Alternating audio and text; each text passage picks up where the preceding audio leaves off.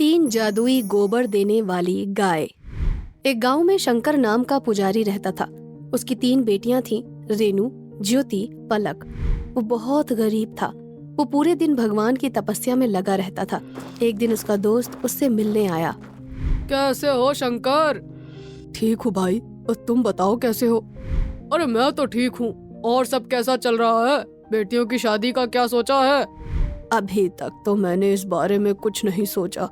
जो भगवान को मंजूर होगा वो हो जाएगा। तुम तो अपनी तपस्या में लीन रहते हो। पहले बेटियों की शादी कर दो, फिर आराम से तपस्या में लग जाना। तुम ठीक कह रहे हो। इसके बाद शंकर का दोस्त वहाँ से चला जाता है। शंकर को दोस्त की सलाह बहुत अच्छी लगती है। वो सोचता है, पहले बेटियों की शादी कर देता हूँ, फिर कोई दिक्कत नहीं होगी। किसी एकांत जगह पर जाकर तपस्या करूंगा। फिर कुछ दिन बाद वो तीनों की शादी कर देता है और उन्हें एक एक जादुई गाय दे देता है। रेनू की सास बहुत लालची थी। वो रेनू से कहती है, तेरे पापा ने तो तुझे शादी में बस एक गाय ही दी है, इसका क्या करेंगे हम? ये कोई आम गाय नहीं है, ये जादुई गाय है। अच्छा, वो कैसे? ये जो गोबर करती है उसमें से सोना निकलता है सासू माँ। ये कहकर रेनू गाय के पास आके कहती है, हे गाय माता, हमें थोड़ा सा सोना दे दो। इतना कहते ही गाय गोबर करती है तो उसमें सोना निकलता है। ये देखकर रेनू की सास बहुत खुश हो जाती है। उधर ज्योति अपनी जादुई गाय को लेके खूब दिखावा करती है। ज्योति अपने पति से कहती है, हमें एक बड़ी सी कार लेनी चाहिए। मेरे पास इतने पैसे नहीं है। तुम क्यों टेंशन ले रहे हो? हमारे पास जादुई गाय है ना, हम उससे कहते हैं। ज्योति गाय के पास जाकर कहती है, गाय माता, हमें कुछ पैसे दे दो, हमें एक कार खरीदनी है। गाय गोबर करती है, उसमें से हीरे निकलते हैं। ये देखकर दोनों बहुत खुश हो जाते हैं और कार खरीद लेते हैं। वहीं पलक का पति नौकरी करता था। पलक अपने पति से कहती है, क्यों ना हम जादुई गाय से कुछ पैसे लेकर अपना काम कर लें? ये तो बहुत ही अच्छा है। हमारा बिजनेस होगा तो हम ज्यादा मेहनत करके ज्यादा पैसे कमा सकते हैं। चलो तो जादुई गाय से कुछ पैसे ले लेते हैं। दोनों जादुई गाय के पास जाते हैं और पलक कहती है, गाय माता, हमें कुछ पैसे दे दीजिए, हमें अपना बिजनेस खोलना है। जैसे ही गाय गोबर करती है उसमें से 2000 के नोट निकलते हैं, जिससे वो अपना बिजनेस शुरू करते हैं और खूब मेहनत करके बहुत सारा पैसा कमाते हैं। ऐसे ही बहुत समय बीत जाता है। एक दिन रेनू का पति रेनू से कहता है, आज मैंने अपने दोस्तों को घर बुलाया है। आज हम जुआ खेलेंगे और खूब पार्टी करेंगे, मस्ती करेंगे। तुम जादुई गाय से बहुत सारा सोना लेकर आओ। हाँ, अभी लाती हूँ, और मैं भी अपनी सहेलियों को बुला लेती हूँ। जो करना है करो, जल्दी से खूब सारा सोना लाओ बस। रेनू जादुई गाय से सोना मांगती है। सही से ध्यान न रखने और पेट भर खाना न मिलने से गाय की तबीयत ठीक नहीं होती। गाय थोड़ा ही गोबर करती है और कुछ ही देर बाद वो मर जाती है।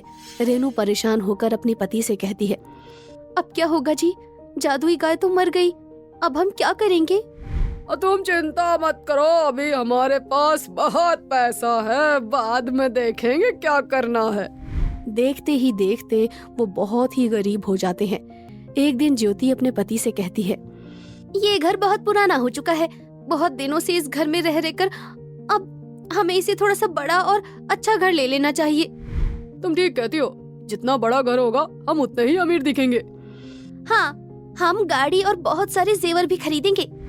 हाँ हाँ, चलो चलकर जादुई गाय से कुछ हीरे ले लेते हैं। हाँ हाँ, चलो चलो। दोनों जादुई गाय के पास पहुँचते हैं और गाय से हीरे मांगते हैं। जादुई गाय, हमें कुछ हीरे दे दो, हमें नया घर और कार खरीदनी है। गाय गोबर करती है, दोनों उसमें से हीरे निकालते हैं और चले जाते हैं। नया घर और कार लेकर सबको अपनी अमीरी दिखाते हैं। एक दिन ज्योति की सहेली रीमा उससे मिलने आती है। कैसी हो ज्योति? ठीक हूँ, तुम बताओ कैसे आना हुआ आज? मेरे पति की नौकरी चली गई है, घर में पैसों की बहुत तंगी है ज्योति।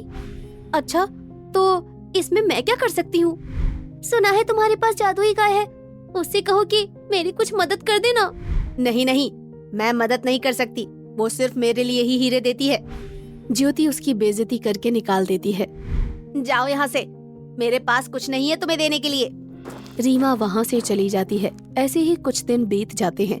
ज्योति भी अपनी गाय का बिल्कुल भी ध्यान नहीं रख पाती और एक दिन बीमारी की वजह से उसकी गाय भी मर जाती है और सारा पैसा भी खत्म हो जाता है।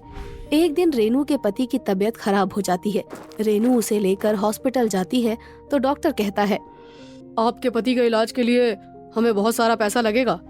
मैं पैसे लेकर आती हूँ, आप इलाज शुरू कीजिए डॉक्टर जी। ठीक है। ये कहकर डॉक्टर वहाँ से चला जाता है। रेनू कहती है, कहाँ से करूँ मैं इतने सारे पैसों का इंतजाम? ज्योति मेरी मदद जरूर करेगी, मुझे उसके पास जाना चाहिए। रेनू ज्योति के घर पहुँच जाती है। ज्योति की बुरी हालत देखकर रेनू ज्योति से हैरान होकर पूछती है, तुम्हारा घर तो शहर का सबसे बड़ा घर था ज्योति, इतने छोटे से घर में कैसे आ गई और तुम्हारा ये हाल कैसे हो गया? क्या बताऊं बहन, मेरी जादुई गाय पता नहीं कैसे मर गई। ज्योति सारी बात रेनू को बता देती है और रेनू कहती है, मेरी जादुई गाय भी मर गई है। मेरे पति की तबीयत ठीक नहीं है, डॉक्टर ने इलाज में बहुत सारा खर्चा बताया है। मैं तो तुमसे मदद लेने आई थी, हमें पलक के पास जाकर उससे मदद मांगनी चाहिए रेनू। हाँ, तुम सही कह रही हो।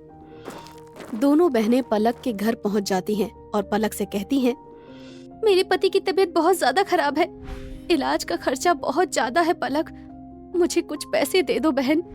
पापा ने जो जादुई गाय दी थी उसका क्या हुआ? हम दोनों की गाय मर गई है, अब हमें बहुत परेशानी हो रही है।